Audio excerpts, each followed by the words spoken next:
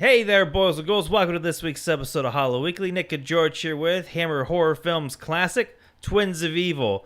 But before we jump into it, if you're listening to this on the Facebook player, which I know a lot of you are, and a lot of you in Texas, howdy, welcome.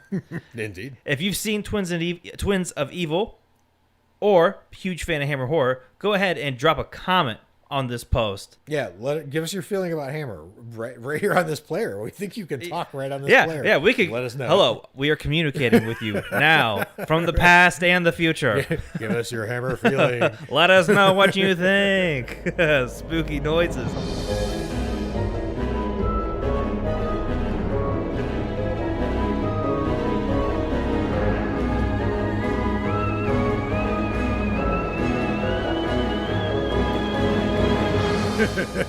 All right. Let's jump into this. Yes. Real quick. Directed by John Huff. Mm-hmm. Right. Yes. And it was written by, I have the name right here. This guy. Let me tell you about this guy. Yeah, there's an amazing credit you discovered in this. Oh, yes. So it was written by Tudor Gates. Yes. Great name. Great name. This guy needs a splash of water on his face. What a Randy Ryder this guy. Tudor. His first name's a style of building. His first name should be Lover. He wrote the Intimate Game, Sex Thief, Sex with Something. Like every other title he wrote is Sex with Something. But he wrote another vampire movie we were talking about, Less of a Vampire, Vampire Lovers. Yes. But he also wrote Barbarella. Yes. kind of interesting. Just so you know what you're in for. There's a lot of Austin Powers going on here. Yeah, this guy's real groovy, baby. All right, let me bring up my notes. But surprisingly great. So this movie was interesting right out of the jump, but you have an order of discussion, so hit me. Well, real quick, just a quick synopsis. Okay, I am going to attempt. If you haven't seen the movie, I am going to attempt to give you a quick and dirty what is happening here. I was dying to hear what this would be. Okay, real quick. There is no real quick. That's a lie. I'm starting off with a fib. That's not true. Couple twins go to live with their aunt and uncle. Their uncle kind of a douche.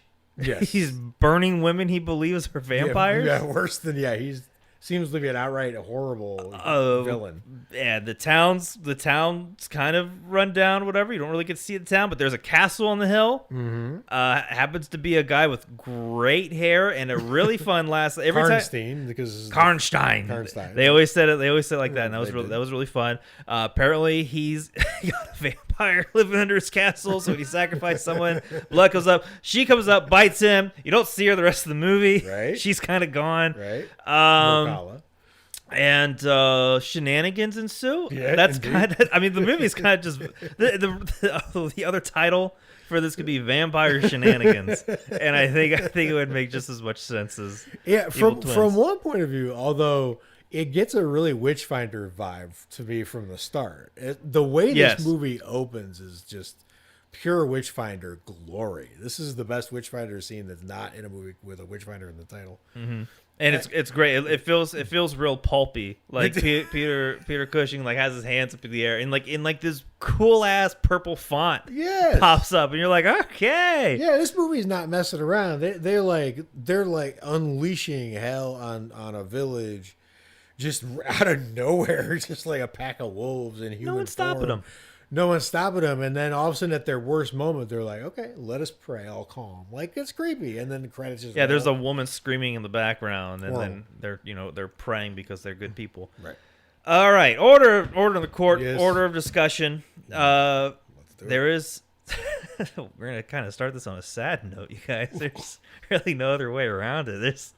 We gotta get sort of. There's an interesting framework, which will get sad. That comes to this movie, right? Yeah. So the framework to this was,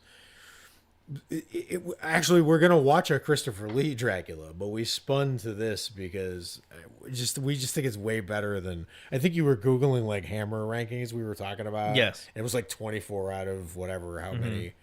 Like no, it's way higher. So okay, so Twins of Evil's framework is when Hammer started, it was on the 3 monster plan. Right? Mm-hmm. The 3 monsters were Frankenstein first, Dracula second, and Carmilla third. The booster. The booster, right? Authorized, fully an emergency authorization for Carmilla to show up. And if you're asking yourself why I don't recognize the third name, how did that universe work out not so well? Not this time. I mean, sort of now, especially later as we look back on it. But Carmilla was the female vampire, and that story has been reworked a lot of times. But that story is actually the first great vampire written story. It's not the very first. That's probably like that John Polidori contest thing with Mary Shelley. Mm-hmm. Then Varney the Vampire, which is terrible. I mean, he's named Varney the Vampire for God's sake. It is I, Varney. But Varney the Vampire is literally a Penny Dreadful, I think, if I remember. I mean, that cool. Was like the real kind of Penny. But Carmilla by Joseph Sheridan Le Fanu is the first great vampire story 25 years before Dracula. That's cool. All kinds of cool traditions in the story, like the vampires have to wear veils sometimes. It's mandatory. Like, it's creepy. They have to float around wearing veils. It's all spooky looking. So there's a lot of cool like vampire tradition that if Carmilla had caught on, we would have been as big as, Crosses or Invite Me In, but it didn't play out that way. Mm-hmm. So they created a cycle of 3 vampire movies, and this is the third in the Karnstein trilogy. And I think it's the best one, but this is what Twins of Evil is this monster that didn't work out. But it should have been a big deal. It just wasn't. It did because it didn't connect with audiences, I guess, or it was more intellectual, or I don't know why. Yeah, I mean, I still consider myself very new to the Hammer films. Like I've hardly scratched the surface. I'm totally super familiar with all the imagery of it and like what's in the movies. Naturally. but like the history of what Carmilla. Carmilla. I keep saying Carmilla because of Sopranos. Just imagine her with awesome. Imagine her with the East Coast. I'm trying to imagine her as a vampire. And Tony, where you been? She bites him or something. Right. And then Peter Cushing's right. So not only is this the movie that brings you what would have been the new Dracula if it worked out, it brings you the first occult detective ever in literature, a guy named like Hesselus, who Bram Stoker basically turned into Van Helsing. That is so cool. So you got the origin of Van Helsing here, you got the Carmilla thing here, and then there's this incredibly touching thing that happens with Peter Cushing. So his wife passes at the time right before this movie is being made in 1971, which is the same year as this movie. And he is devastated, like publicly devastated. When you Google it, the newspaper article images are just they're so depressing and inspiring at the same time that someone could be that, like publicly open about how hard it was to go, through this kind of loss, especially for that time. I didn't get the impression that this was happening a lot on a major scale with celebrities. Right. So it's kind of brave too, right? So, but he's going through this, and then out of that, he basically was like, "I want to die." Like he's like, that was the headline. The headline. It was his face, and then in bold font, "I want to die." Right. Like he was crushed, and then he found his way out of it through work. So the first thing he happens is Twins of Evil, and his performance in this movie is incredible. It's like one of his best sneaky performances, because what I'm convinced is cool is happening here is that he's not just feeling kind of like intensity or whatever, and he's just an amazing actor in general, but he actually authentically liked the script a lot. I mean, it's not accidental that he came back to this, right? So I think he trusted that they were going to make something better than you would suspect from the name Twins of Evil. But his performance, given the context of everything, is just... What'd you think of just his performances? He's one of those actors where, like, I'm always going to be in for... where like he just has a presence about him. Like a Donald Pleasance situation. Exactly. And in this movie, he's not a nice guy. You know what I mean? He's in the other movies, he's like, either, hunting Dracula or, or he's in Star Wars, working for Sherlock Vader. Holmes. Yeah. This one, he is a jerk right off the rip. Yeah. He's kind of unforgiving. I mean, he is kind of like that witch finder almost. Just if you're like, there's a scene where this one woman's just walking home with like bread and fruit. And they're like, get her, and they hunt her down and set her aflame. And he's basically like, it's funny you mentioned Sopranos because he operates a lot like Tony Soprano. He has to be the most extreme leader of the crew.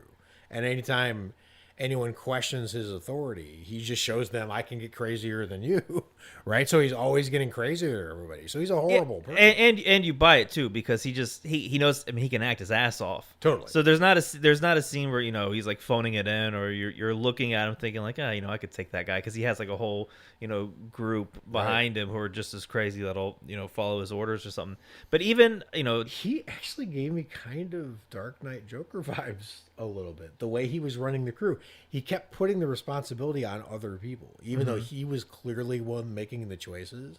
He kept saying, they'd be like, why are we flipping people upside down and flaying all the skin off their bodies? He's like, I don't know, I put it to a vote with the Brotherhood. They voted yes. They voted yes. We got to carry it out. But what was really good about it is, so he's not in the movie a whole lot. There's that. So when he shows up, it's really nice. But they kind of set up, this movie kind of has like two villains, and it has our main vampire dude who has like the best hair you're ever gonna see, and then you have Karnstein, and then what was Peter Cushing? Vile, Gustav Vile. Gustav Vile. Yeah. So who's ever had a better villain name in a movie than Gustav Vile? Yeah. Whatever kind of energy you think that name has, he is. Yeah, exactly. He brings that. Yep. But what I really like about it is, so he is the villain, but towards the end, for maybe like the last 7-10 minutes or something like that, he starts to realize that maybe he's goofed. Particularly at the end when they take a vote as to whether they should kill who they think is a vampire. He has this look on his face where he's just kind of exhausted. That's definitely what they were trying to do. Yeah, he's like kind of questioning it. So. The problem. I got an ending of the Midnight Mass vibes when the priest looked around him and he was like, "Wait, all hell broke loose," and we're all like, "Yeah, of course, all hell broke loose. You've been pushing this edge for like 6 episodes." Yeah, and I'm glad that they gave him, some kind of arc, because a lot of the problems with, and Universal has the same problems. The big climax was happening, and like I went to check and see how much time was left because I knew I checked because I knew. There's like 5 3 to 5 key things that need to be wrapped up, and then you look at the runtime and there's 10 minutes, and so I was like, the big thing's gonna happen and it's just gonna smash right to the credits, but. Given those constraints, I still thought they did a pretty decent job at showing a little bit of humanity on him at the end of it. Totally. Given the fact that 26 seconds later the credits were rolling on a freeze frame of a corpse. You know what? It's amazing. That's such a good point. It's amazing you say that, because I remember the first time that ever happened to me in a movie in the style that these movies do it was Spielberg's Duel. I'll never forget it. Like the truck, spoiler, goes over the side of a cliff, and then the guy's running around cheering. All of a sudden, it's just like, boom, end. There's a guy on a hill, trucks, in the midair or something. Done. Like, out. Like these movies just end. I'm like, holy shit. Yeah, but overall, he was fantastic. This movie did make, because I've never seen. And is this a Hammer film? Is the Witchfinder's General a Hammer? Oh, I don't think so. Film. Anyways, it made me want to watch that. Yes. Because anytime it's, I think this movie takes place, we looked up like the late 17th century. Whenever there's a bunch of dudes wearing those hats with a little belt buckle, I'm like, totally. I know who they're looking for. You can't fool me. You can't fool me. All right, hard turn though. Be careful with Witchfinder General. That might be the most depressing horror movie ever made. So that's a real... Is it more depressing than what Peter went through before the movie? No.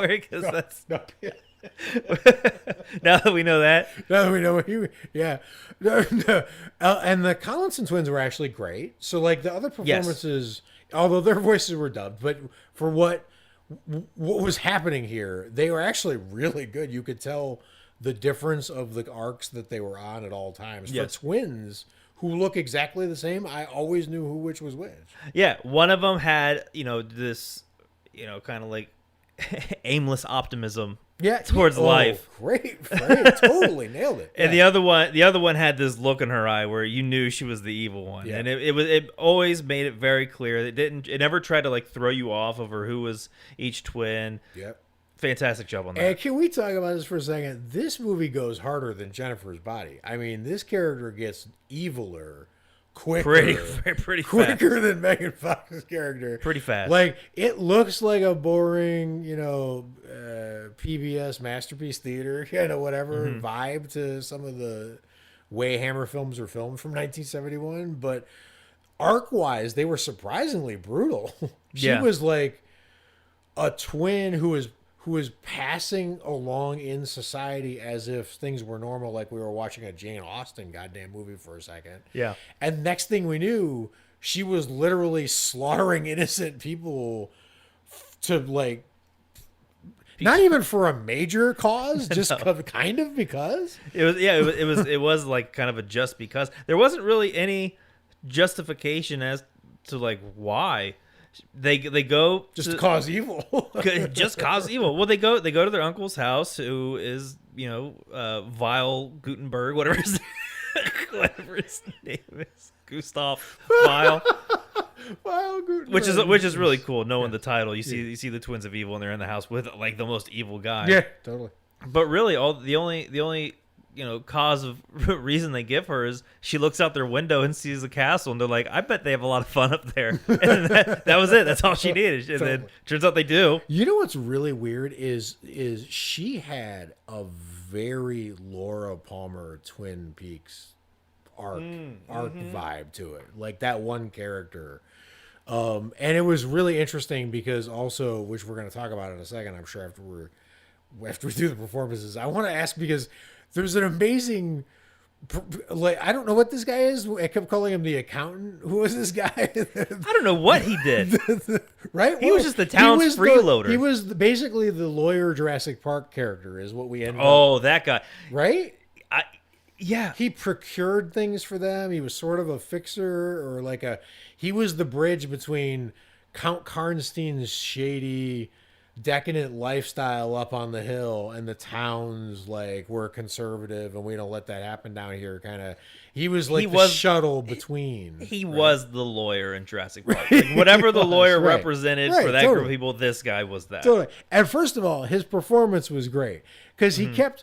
There was this amazing moment where Karnstein did something way over the line that was clearly not going to be acceptable to the town. Right. And you just saw him do like the Game of Thrones thing that like Tyrion used to do. He'd be like, "Sigh, you fucked up. You just opened Pandora's box," and he's up there drunk with his piano like a James Bond villain. He's like, "No, it's all gonna be fine. We're subtle." He's like, "You're not subtle. The town hates you." And then they all come. There's a river of blood coming out of the castle. Right, exactly. They're onto us. So his performance was great, but also his death was great because his death is the evil twins' most savage monster moment. It's the most. It was a jump scare almost. Right. It was the most true to like the Carmilla original vampire vibe of. It was similar to the Lady in White in Dracula. It all has that kind of feel to it, and her attack on him was cool. I liked. It was a good kill. She made him wander into a cave. You never wander into a cave. Grotto, you even called it. We also have to talk about invention of weapons. I don't know where we're putting it, but that was that's got to make. So ridiculous. the first order of discussion was Peter Cushing. So okay, all right, we're done. Business. Looks. The looks, right. Dude. Okay, this is why it's confusing for me as someone who loves atmosphere so much. Why I haven't dived into a lot of the Hammer horror. Right. I think mostly because it never came on as like a kid or something like that. Like, oh yeah, of course. like I think they probably showed Universal kind of stuff.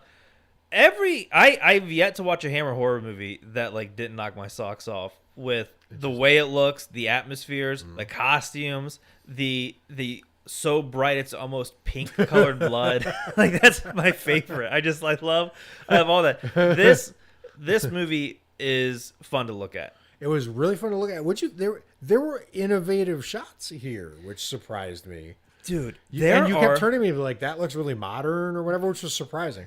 Whenever there's a couple scenes or shots inside the aunt and uncle's house, that are really cool. There was one that you made note of where it's just like they just like kind of like the camera kind of like dollies along with the staircase right. Right. It was like a Nosferatu staircase looking shot, except for what I liked about it was visually cool, but it also made her creepy. Yeah. It's something that Hitchcock was good at, where you were following like a Grace Kelly character around and you were like, oh, that's cool. And then all of a sudden she'd be creepy. You're like, wait, she's the good guy. Why is she creepy? Right. Right. And she comes around the corner and the twins have been relatively civilized and nice up so far, but you can tell that she's got a whole different plan now. At that point, they knew their uncle was kind of creepy, but which uncle isn't, But he was creepy downstairs and she was creepy upstairs. It was kind of like a James Wan dynamic almost. It was cool. All right. And then the second shot, and by the way, right now, this movie is free on YouTube, and it looks really, really great. Yeah, it was crazy how good it looked. It looks really good. And if you just go on YouTube, put in Twins of Evil 1971. You threw it on a big screen, and it still looked good, blowing it up. Like, usually, like, when you put it up on, like, a big screen, it'll get a little grainy or a little fuzzy or something like that, but, like, it still looked really good. The second shot that really stood out to me, there's actually a couple, but the one that was the most perplexing was in the aunt and uncle's house. There's like a close-up shot of Vile. Yes. That's just such a weird name. I feel like I need more words to come out after I say his name. But it's just like a close-up of his face, and I don't know why, but like that shot was a lot clearer than the others, and it looked like they shot it yesterday. I don't know. The reason I'm saying it's on YouTube is because if you're listening to this, like, go look at it, go to that scene, and tell me if you don't see it too. It's crazy, and it's so weird that this keeps coming up because I won't do this again, but we had talked about this before. Remember the Kenneth Branagh thing? He had said the cinema can give you big close-ups of human faces, and that he thinks big close-ups of human faces on big screens, Oscar winner, by the way, are really or not just comforting, but also interesting and not comforting. It depends if you do it right, whatever. But like he was talking about faces as landscapes, and you shouldn't in a 1971 Hammer movie, Twins of Evil yet. Not even like the top of the line to Christopher Lee. They're like Twins of friggin' They're not evil. using that good film stock, right? So it's right to have right, and so to get that close and to have all of that come across, I think a lot of that is Peter Cushing. Yeah. Right? It's just like, no matter how close up you get on Anthony Hopkins, you just can't fail. Right? But also just somehow they made it look good.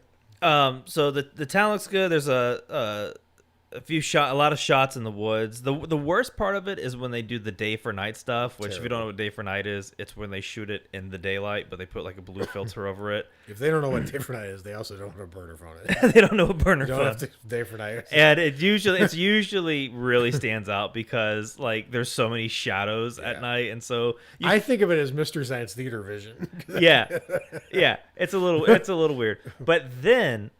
So that's the worst. The best is the castle on top of this hill.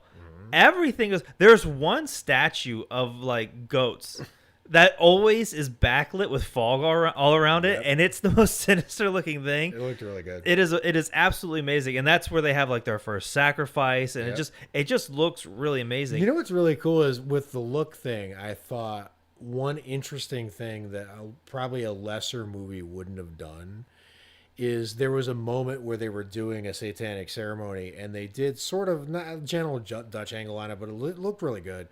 And I remember turning to you and being like, that looks really good. And then it turned out it was the fake ceremony. It was the one that he basically wrecked, Karnstein, because it was a hoax. It was just like a party thing that he hires people to come entertain him. It was like a nothing.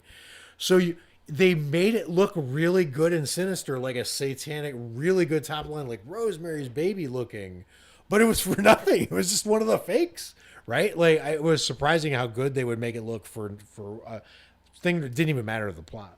Well, until it was real, because then he shoos them all off and then he stabs her, and it turns out like that's all he had to do. That's true. All I you forgot have to they do convert it to real right there. All you have to do is just hold up a knife and go Satan, and then stab someone. And like to get in good cahoots with the Dark Lord, all you have to do is just shout his name and stab someone. Yes, it is that easy. Yes. The last set disclaimer. Disclaimer. Use it wisely. The last set that I thought looked really, really good was like any kind of monster movie, the town's gonna catch wind and storm your castle with torches. Yep. And you're going to have to take a back channel out of the castle. Yep. There's one thing that stood out to me, and I thought it looked really neat. But he has one of the twins. He's running away through dungeons or anything like that. And there's like skeletons all along the wall. And it looks really cool. And there's one. It's near that door that he keeps juking everyone at. He's good with that door. That door is just like that is his ace in the hole. That's his main trick. If there is someone hunting him and a door, he's gonna win 100% of the times.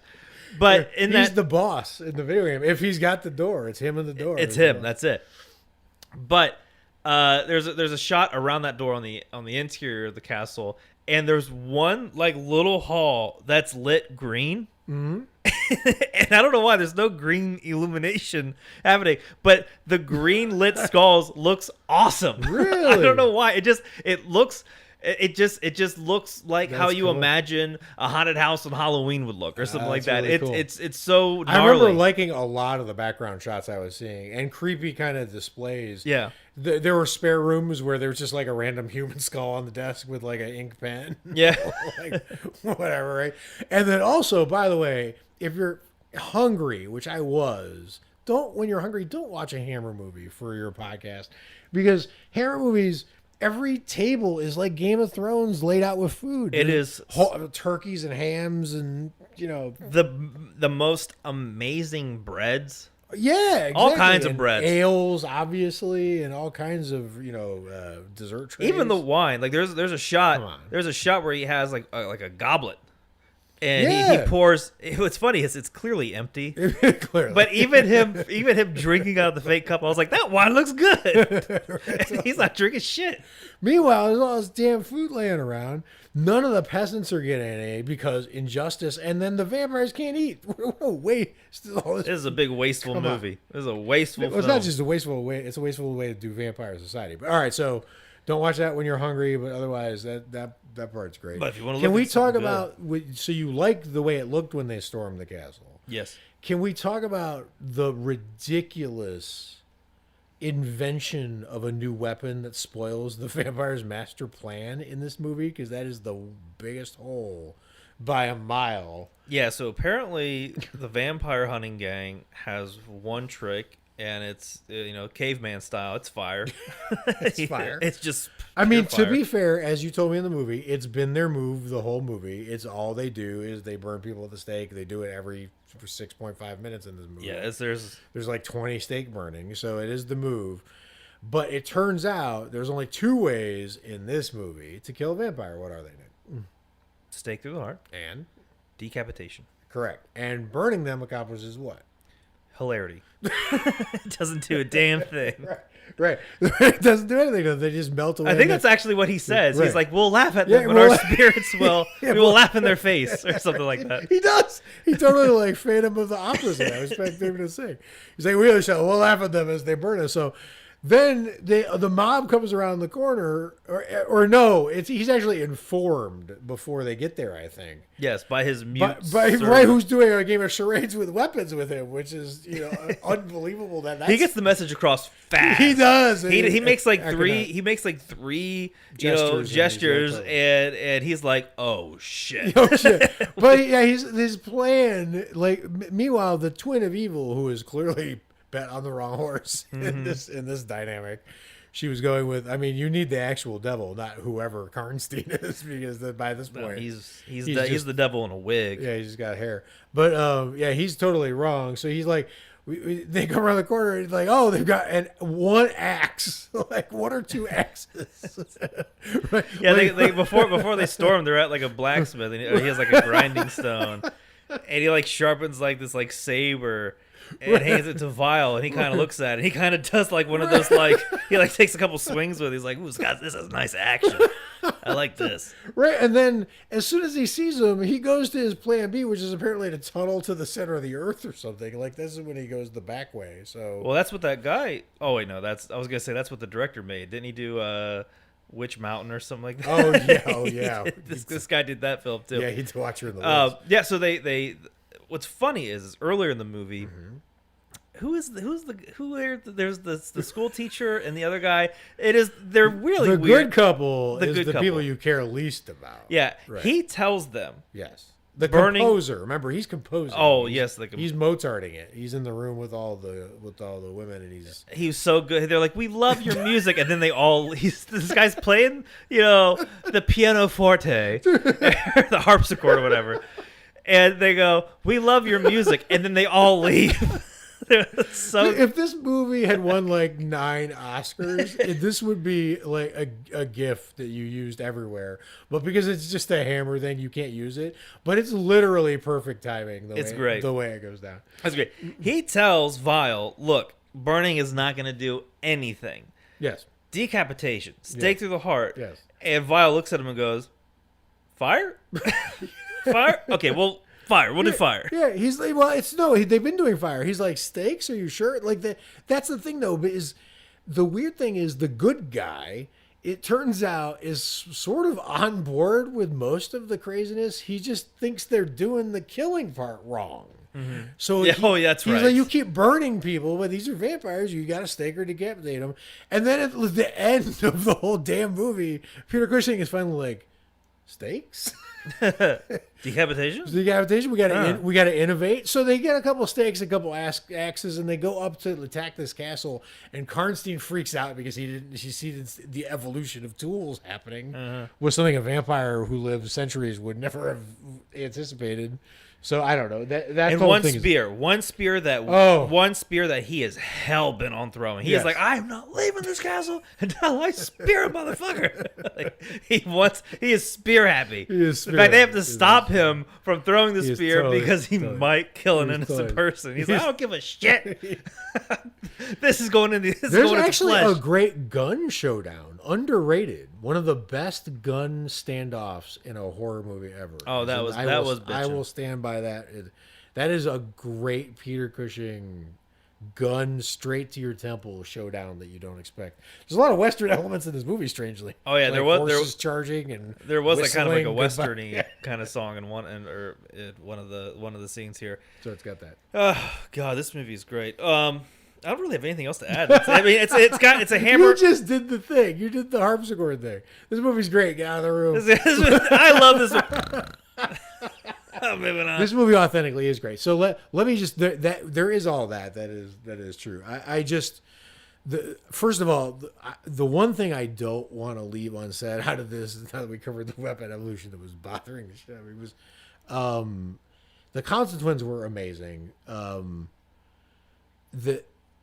I know that the Carmilla monster failed, but I'm telling you, there are flashes in this movie where you could see how that legacy of evil and that alternate vampire tradition could have worked. There are moments where the evil twin is the scariest thing in this movie. Scarier than Peter Cushing's character. Way scarier than Hair Dracula, right? Whoever was.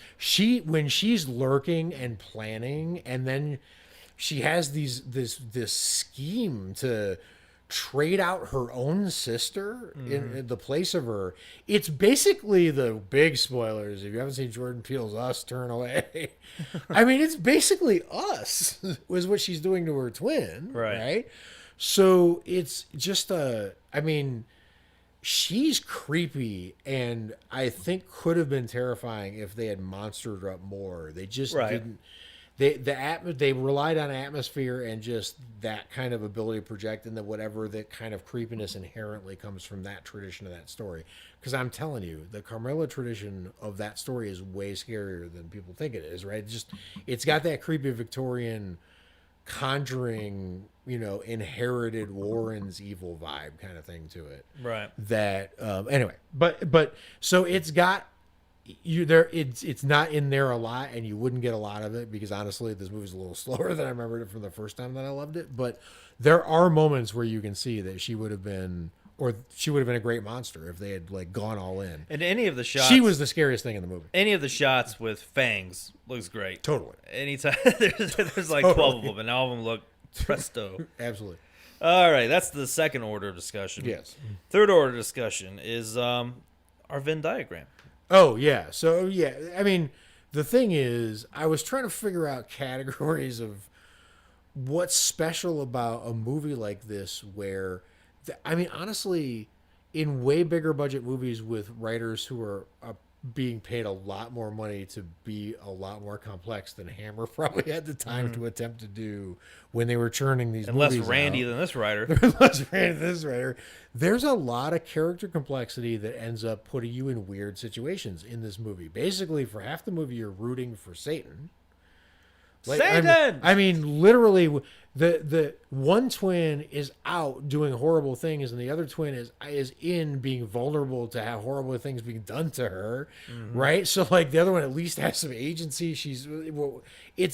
There's no good choices in this situation, which is a little more complicated than you expect from movies that basically are like black and white, monster movies, not black and white color, just like virtue and right. Bad and good.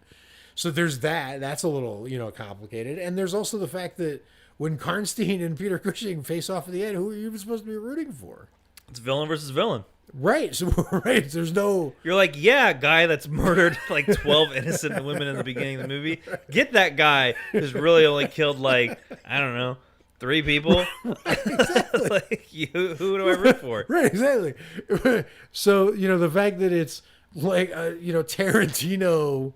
complexity on this scale, I think is better than it needed to be and very interesting. So for that, and then the incredible Peter Cushing performance and the underrated twins performances, I think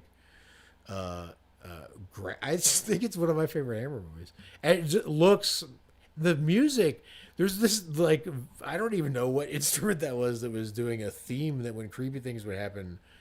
And it was creepy, and then it was so weird. Right? It was like some kind of like high pitchy organy kind of sound. Yeah, or something. but it was like a signature move they would do. They'd walk into a door and it's like, and you're like, huh?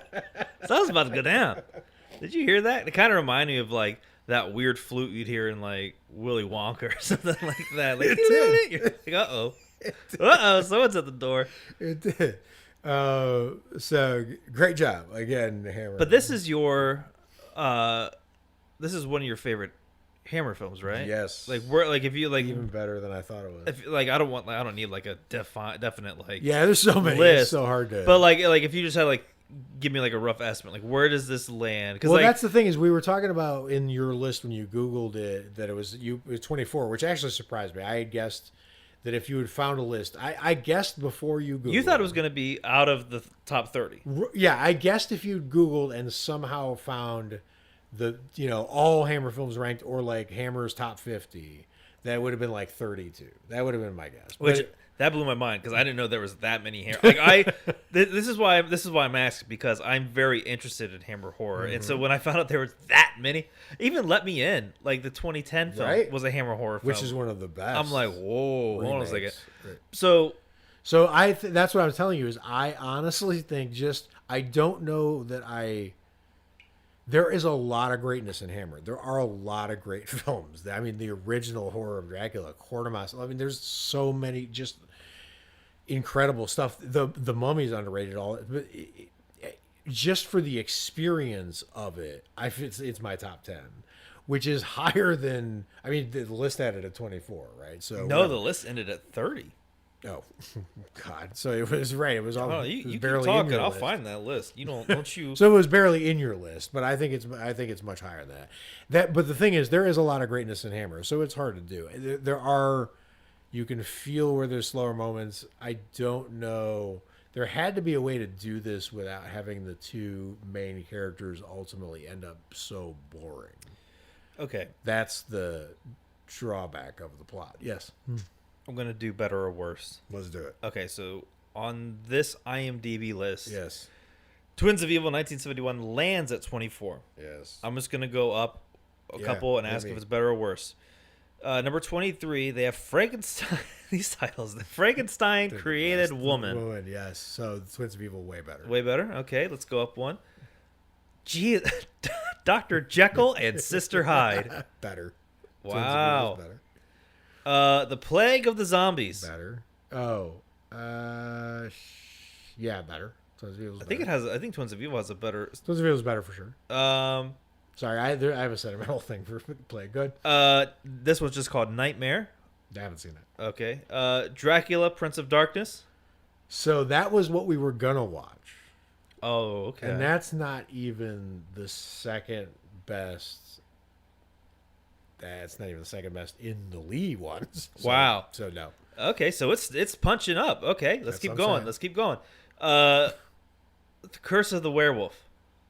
Oh shit. Oh, that's all right. So we hit him. I have not seen a Hammer. I haven't seen the Hammer Mummy. I think Twins is better. I know it's gonna. That werewolf I know looks that's cool as gonna hell. make a lot of people mad, but Okay, all right. Let's go. Let's see until I we. just did sacrilege. Go ahead, keep on. The Brides of Dracula. Oh fuck. Is that where it's? Is that where it ends? Is that where it ends? Brides is better. Well, it went from 24 to 7, 16 or 18 actually. So that's not bad. And then number 1 they have. I bet this is probably a no-brainer. The Horror of Dracula. Yes. Is that the that's first what one? started it all, kind of basically. Number 2 they have Scream of Fear. Yeah, that's fair. The Nanny. I don't know. I don't know what that is. That looks scary as hell. Fair. It's got Betty Davis. All right, well, we won't go. It's not in the top 3. Obviously, I have some catching up to do with the Hammer horror stuff. So, but it's fun. So to dive into those, I'm excited. And if you're a big Hammer horror nerd, let me know what I need. God, if I off the top of my head, we saw Taste the Blood of Dracula. And that episode did numbers. That was awesome. Let me know in an iTunes review which one we should do next. Yes. And we did do, I believe, Dracula Has Risen from the Grave. Yes. Right, which is my sentimental favorite. Was that the one with, what's his name? That's the one. Lillian or no, that's a totally different. We do this every time with this movie. That's totally fine. But I think we've done those, and I don't think you've seen any other Hammer. You haven't seen any of the Mummies. You haven't seen any of the science fiction. Nope. Oh, I bet the science fiction ones are great. So hit them with your best Hammer recommendations. Like, what are the next 2 you should watch? Oh, guys, I'm excited. And he'll promise not to Jaws 3 it. Well, I'm excited for this, because Jaws 3 lacked atmosphere. That's true. Okay, I know. No, Jaws 3 has 3-dimensional atmosphere, man. Bullshit. There's atmosphere, and I know more atmosphere than any other 2D. If I get skulls lit with a green light, and some fog, dude, I'm done. I'm sold. That's it. That's all. I'm a simple man. I want you to edit the Jaws 3D shark attack into the window into like the day for night scene shot in this movie. Just put these 2 together and I'll die. It might look better in this movie. If I'm being completely honest with you. Somehow it would make more sense. I don't know how, but just to the mind it would. So, all right. Until next time, stay scary. Watch a bunch of horror movies. We'll see you next time.